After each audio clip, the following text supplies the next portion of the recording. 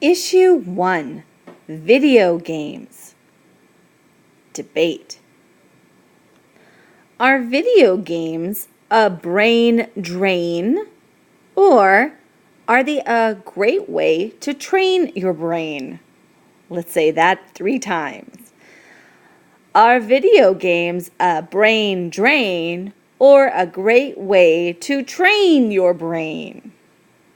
Are video games a brain drain or a great way to train your brain? Last one. Are video games a brain drain or a great way to train your brain? In other words, are they good for your brain or are they bad for your brain? Data file. Let's look at some facts. Since video games started coming into homes in the 1980s, their, what's that word? Complexity, say it with me, complexity and popularity keep reaching new levels. Let's do that again. Since video games started coming into homes in the 1980s, their complexity and popularity keep reaching new levels. So they become more and more complex, complicated, lots of graphics and music and levels, and popular. People really like them. Okay.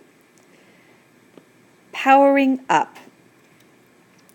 Teens play video games on consoles, like what? An Xbox. Teens play video games on consoles, computers, handheld devices. What would that be? Okay, and cell phones, or iPads, or tablets. According to a recent survey, how do you say that? 97% of teens aged 12 to 17 play video games. So 97% play them. By gender, 99% of boys and 94% of girls enjoy this form of, what's that word? Entertainment. Entertainment for fun. 65% of game-playing teens play socially with other people who are in the same room. 24% of teens play video games alone. And that's from the Pew Research Center, and the research is from 2008.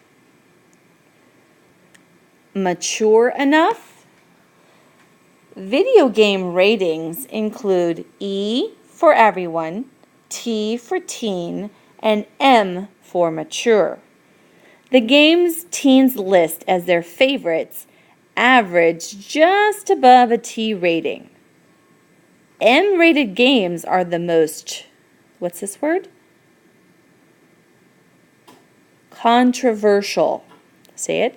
Controversial. From here.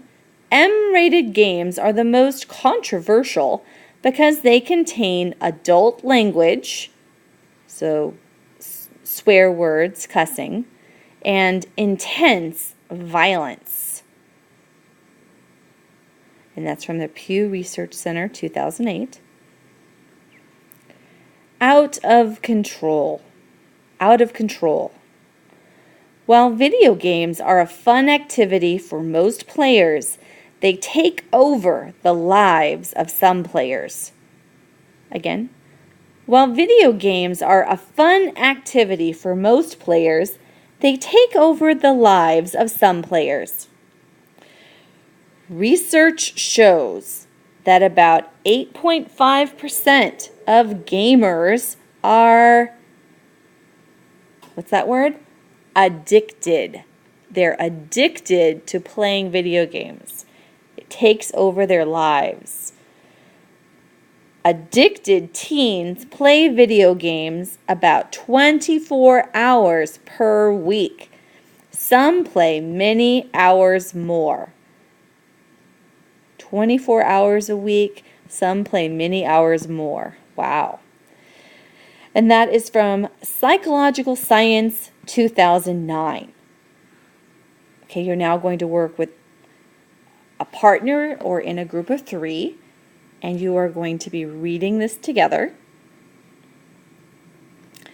reading through it together, helping each other out with pronunciation.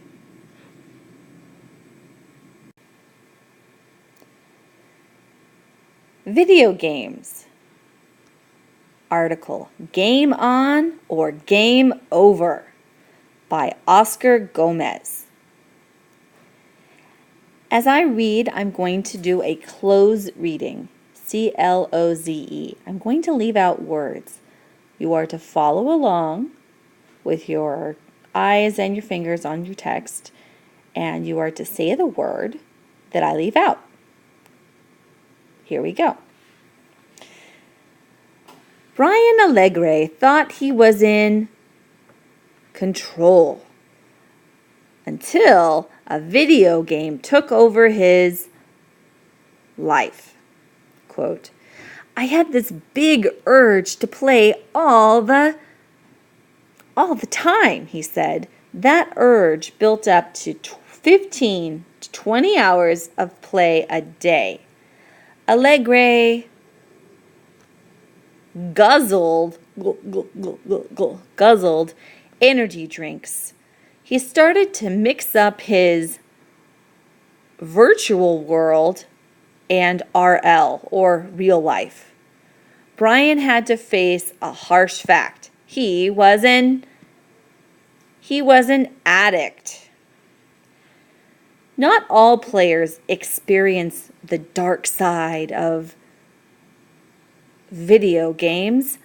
Michael Chavez is a professional video gamer. He thinks gaming has made him function better in real life.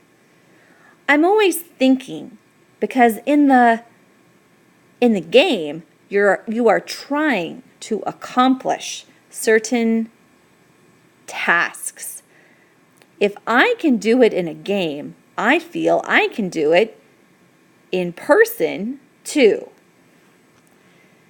Opinions about video games are intense. On one side,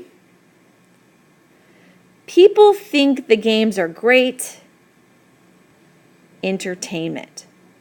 Again, on one side, people think the games are great entertainment. They say, game on. On the other side, people think video games are violent and addictive. Again, on the other side, people think video games are violent and addictive. They say, game over. Let's read this together now, everyone. Opinions about video games are intense. On the one side, people think video games are great entertainment. They say, game on. On the other side, people think video games are violent and addictive. They say, game over. So what does that mean? Okay, imagine there's two sides. There's the side that says, video games, they're fun. Good entertainment. And then video games, oh, they're violent. Okay, now I'd like you to read this paragraph to your neighbor.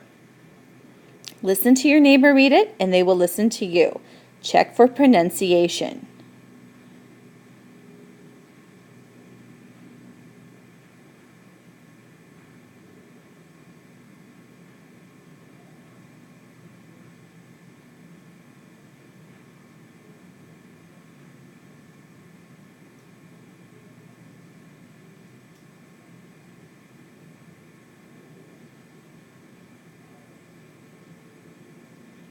Okay, how did your partner do? Okay, let's keep going. Mind games. Mind games.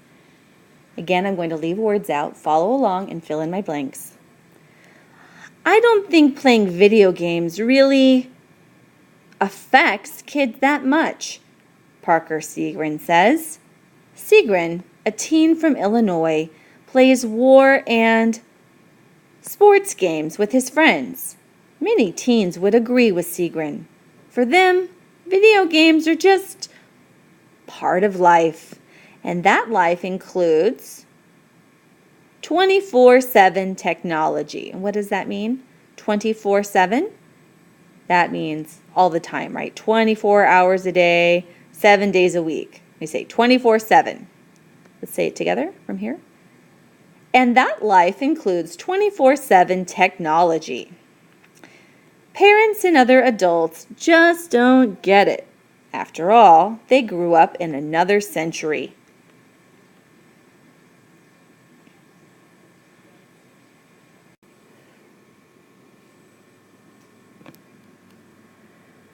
However, scientists know that video games do affect teens. They have gathered evidence about how video games influence the brain. When it experiences something pleasurable, the brain releases a chemical called dopamine. Let's read that again. When it experiences something pleasurable, the brain releases a chemical called dopamine. As a result, the brain is hardwired to want more of that thing. It wants to press play again. Okay, let's read this paragraph together. However, scientists know that video games do affect teens. They have gathered evidence about how video games influence the brain. When it experiences something pleasurable, the brain releases a chemical called dopamine. As a result, the brain is hardwired to want more of that thing. It wants to press play again. Good. But brain studies help explain why about 8.5% of teen gamers develop an addiction to video games. They are more likely to skip school, receive poor grades, and have social problems. These facts create a powerful argument against video games. Okay, let's do this paragraph together. Brain studies help explain why about 8.5% of teen gamers develop an addiction to video games. They are more likely to skip school, receive poor grades, and have social problems.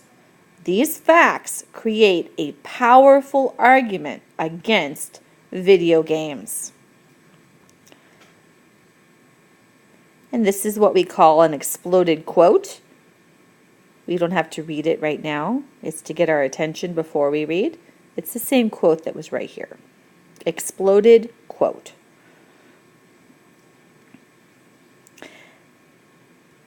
However, people in favor of video games, people who say, yay, video games, in favor. Again, however, people in favor of video games also cite brain studies. They contain evidence that shows the positive influence of video games. They contain evidence that shows the positive influence of video games.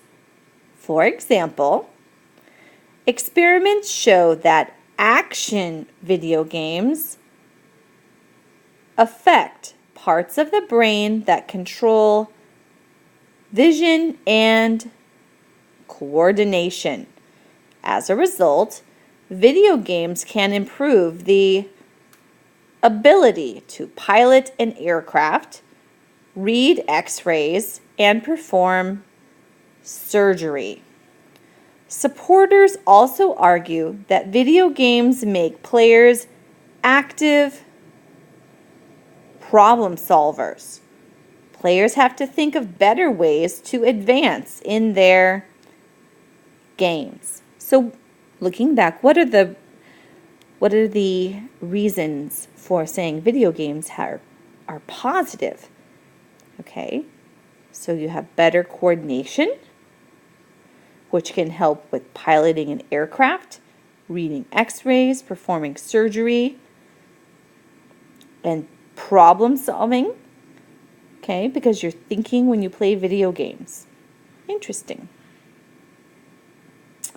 Part 2, winners or losers. Video games are ruining my life. Again, video games are ruining my life, says one high school student who is addicted to online games. If I'm not playing, I'm thinking about playing. I have no real friends. Aw. Some teens spend more time with video games than with friends. What's this word? Critics. People who don't like video games are critics. Critics say that video games can distract young people from real life. If teens are already having problems, games allow them to escape into a fantasy world. Once that happens, it is difficult for some to land back in reality. Okay? And with your partner, let's reread this paragraph. Listen to your partner read, listen to their pronunciation, and then your partner will listen to you read.